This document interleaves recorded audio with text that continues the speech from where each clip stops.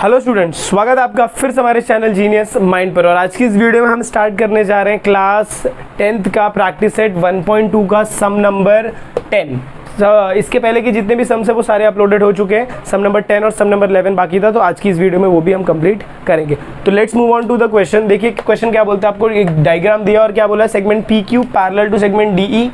P Q इधर है, ये डी के पैरेलल है, और क्यू आर किधर है, इधर, वो ई एफ के पैरेलल है। इसके बाद आपका पी आर है, पी आर को आपको ये बताना है कि P R is parallel to D F. अगर आप ध्यान से देखें तो इसमें 3 ट्रायंगल बन रहा है, एक इधर, एक इधर, एक इधर। अगर आपको मैं ऐसे ट्रायंगल्स बनाकर दिखाऊं तो ये ट्रायंगल मेरा, ये सेंटर वैल्यू x है, तो यहाँ पर x लिखा मैंने।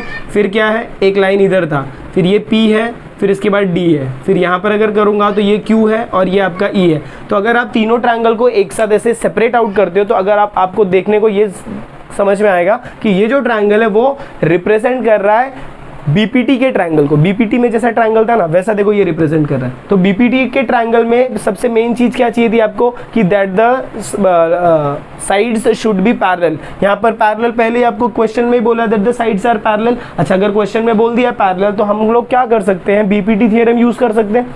चलिए ध्यान दीजिएगा कि ये डायग्राम आपको ऐसे चेकआउट करना है। डायग्राम इज, जब भी ऐसे कंफ्यूजिंग क्वेश्चंस आते हैं उसमें आपको डायग्राम देखना है पहले। जैसे आप डायग्राम को ब्रेकआउट कर देते हो, सब आपके दिमाग में तुरंत क्लिक आउट हो जाएगा। देखिए स्टार्ट करेंगे तो सबसे पहले ये ट्रायंगल कंसिडर करते हैं। तो क्या लिखूंगा, in triangle X D E, in triangle X D E segment P Q parallel to segment D E. Segment P Q जो है वो डी ई को पैरेलल है। अच्छा, अगर पैरेलल है तो फिर मैं क्या लिख सकता हूँ, therefore by BPT theorem, basic proportionality आपको पूरा लिखना है। Therefore by basic proportionality theorem क्या हो जाएगा, X P upon P D. अभी समझ में आया क्या, X B upon P D is equal to X Q upon Q E. इसका मतलब क्या, ये ट्राइंगल अगर समझो मैंने इधर बाहर बनाया, देखो यहाँ पर बाहर बनाया, और यहाँ पर ये हमारे भाई कौन थे, पी क्यू है, और ये भाई कौन है, डी ई है, और यहाँ पर कौन है, तो ये क्या हो जाएगा, X P upon P D is equal to X Q upon Q E. इसको डालेंगे स्टेटमेंट नंबर 1।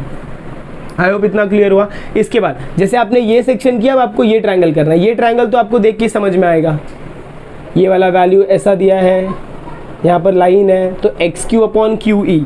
तो मैं क्या लिखूंगा, कौन सा ट्रायंगल का बात कर रहे हैं, इन ट्रायंगल एक्स ई एफ की बात कर रहे हैं, जिसमें क्या बोला है, सेगमेंट, कौन सा segment, segment Q R is parallel to segment E F. Segment Q R जो है वो किसको पैरेलल है, सेगमेंट ई एफ को पैरेलल है। अच्छा, अगर ई एफ को पैरेलल है, देयरफॉर बाय बीपीटी, बीपीटी आप पूरा लिखेंगे कि आधा लिखेंगे, पूरा लिखना है, full form, by basic proportionality theorem. क्या बोलता है, एक्स क्यू। अभी समझो यहाँ पर मैंने ये पॉइंट्स को इधर लिया क्यू को, और इधर लिया आर, और यहाँ पर क्या था ई, अब यहाँ पर क्या था एफ। अगर आप देखो तो ये ट्रायंगल इसको रिप्रेजेंट कर रहा है, तो क्या हो जाएगा, X Q upon Q E is equal to X R upon R F. तो ये क्या हो जाएगा मेरा स्टेटमेंट नंबर 2। ये क्या हो जाएगा, स्टेटमेंट नंबर 2 हो जाएगा। अब मुझे प्रूफ क्या करना है, मुझे प्रूफ करना है कि ये जो सेक्शन है ये मेरा क्या होना चाहिए, पैरेलल होना चाहिए। पैरेलल होने के लिए मैंने आपको इसके पहले वाले वीडियोस में बताया कि 2 चीज़ें होती हैं पैरेलल प्रूफ करने के लिए। आपको क्या करना पड़ता है, अगर आपको लाइंस पैरेलल दिया है तो आप बीपीटी लगाते हो, लेकिन अगर आपको लाइंस पैरेलल प्रूव करना है तो आप क्या लगाते हो, कन्वर्स ऑफ बीपीटी। तो कन्वर्स ऑफ बीपीटी के लिए मेरे पास ऐसे रेशियोज होने चाहिए। अगर ऐसे रेशियोज इक्वल है तो मैं बाय कन्वर्स ऑफ बीपीटी बोल सकता हूँ कि मेरा साइड क्या रहेगा, पैरेलल रहेगा। तो अब मैं थर्ड ट्रायंगल कंसीडर करता हूँ। थर्ड ट्रायंगल कौन सा, ये वाला ट्रायंगल।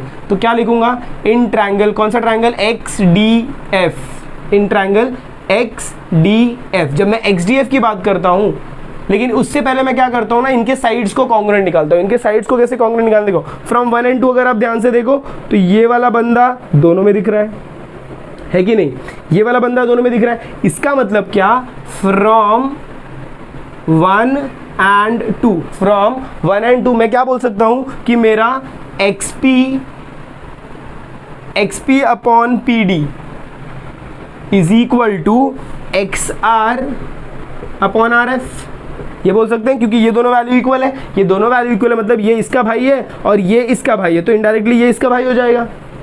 समझ में आ रहा है क्या बोल रहा हूँ? ये इसका फ्रेंड है और ये इसका फ्रेंड है, तो इनडायरेक्टली ये तीनों आपस में फ्रेंड है। तो मैंने ये दो वैल्यूज को लिख दिया। अब इसको मैं क्या करूंगा, इसको मैं पुटअप करूंगा स्टेटमेंट नंबर 3। क्या पुटअप करूंगा? Statement number 3। अब मैं कहाँ जाऊंगा? अब मैं थर्ड ट्रायंगल के पास जाऊंगा।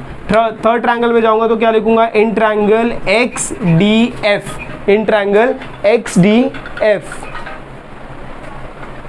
जब मैं थर्ड ट्रायंगल में जाता हूं तो थर्ड ट्रायंगल में क्या होगा? XDF में मेरे को क्या वैल्यूज चाहिए? XP upon PD। तो देखो ये वैल्यूज सेम है, तो मैं क्या लिखूंगा? XP upon PD is equal to XR upon RF। इसका रीजन क्या आएगा? फ्रॉम 3 ये मेरे वैल्यूज इक्वल है। देयरफॉर मैं क्या लिख दूंगा? By converse of BPT, by converse of BPT। कौन सा segment? Segment PR will be parallel to segment DF। Segment PR parallel to segment DF। तो अभी ऐसा नहीं है कि आपको सिर्फ प्रॉपर सम मिलेंगे, ऐसे आपको प्रूव दैट वाले सम्स भी मिलेंगे। तो please take note of this.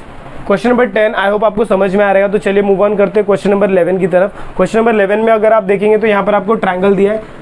Make sure कि आप टेक्स्ट बुक साथ में रखें तो आपको चीज़ें ज़्यादा समझ में आएंगी। ट्रायंगल दिया है, ट्रायंगल ABC दिया, इसमें आपको दो एंगल बाइसेक्टर दिए, यहाँ से और यहाँ से। तो हम सबसे पहले, आपको एंगल बाइसेक्टर दिख गया तो हम क्या करेंगे? एंगल बाइसेक्टर का प्रॉपर्टी लगाने वाले हैं। तो देखिए जब मैं सम स्टार्ट करूँगा तो इन ट्रायंगल ABC, पहले मैं BC segment BD bisects angle ABC। तो सेगमेंट अगर BD लिया तो ये क्या कर रहा है? ये इसको बाइसेक्ट कर रहा है। मतलब पहले मेरा जो रेशियो आएगा bye angle bisector theorem, bye angle bisector theorem में क्या बोलूंगा कि AB अपॉन BC। आपको पता है कि ये जो पॉइंट है ये वैल्यू बाद में लेते, पहले AB अपॉन BC लेंगे। AB upon BC is equal to AD upon DC। ये हो जाएगा मेरा इक्वेशन नंबर 1। इसके बाद मैं क्या करूंगा? सेम ट्रायंगल कंसिडर करूंगा। फिर से मैं क्या लिखूंगा? In triangle ABC। अब सेगमेंट CE लूंगा। क्या लिखूंगा? सेगमेंट CE बाइसेक्ट्स एंगल, कौन सा एंगल को बाइसेक्ट कर रहा है? Angle ACB। Therefore by angle bisector theorem, bye angle bisector theorem. Angle bisector अगर थ्योरम मैं बोल रहा हूं तो उसमें क्या होगा? अभी AC अपॉन BC होगा। AC upon BC is equal to AE upon EB। आपको थोड़ा सा इमेजिन करना पड़ेगा चीज़ों को। ये इस पॉइंट पे कट कर रहा है तो AC अपॉन BC और यहाँ पर EB और AE साथ में जाएगा, तो वही वैल्यू मैंने लिखा है। इसको हम डालेंगे स्टेटमेंट नंबर 2। अब मुझे क्या करना है? एक और चीज़ मुझे दिया हुआ है गिवन में। क्या दिया? देखो segment AB is congruent to segment AC। ये गिवन है, ये देखो गिवन दिया हुआ है।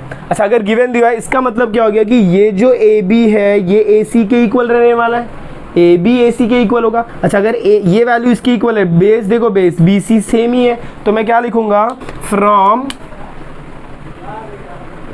1 and 2 right hand side equal है।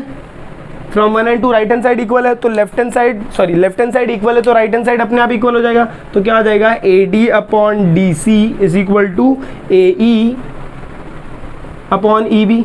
अगर आप ध्यान से देखो, अब आप क्या करो? इसमें से एंगल बाइसेक्टर को हटा दो। एंगल बाइसेक्टर समझो आप थोड़ी देर के लिए नहीं कंसिडर कर रहे हो, तो इसमें आपको क्या स्टेटमेंट मिलता है? AD अपॉन DC मिला और AE अपॉन EB मिला। तो ये स्टेटमेंट किसका रहता है? BPT का रहता है। तो आप लिख सकते हो देयरफॉर बाय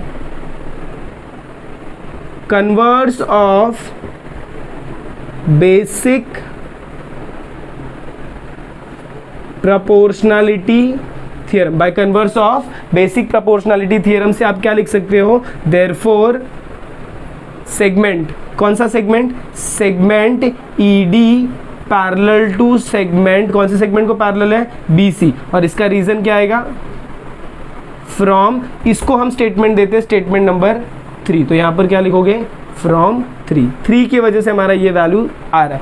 आई होप आपको ये क्वेश्चन समझ में आया। Please take a note of this. और अगर आप इस चैनल पर नए हैं तो प्लीज़ चैनल को ज़्यादा से ज़्यादा शेयर करें, सब्सक्राइब भी करें और ज़्यादा से ज़्यादा सपोर्ट करें। Thank you, have a good day, take care.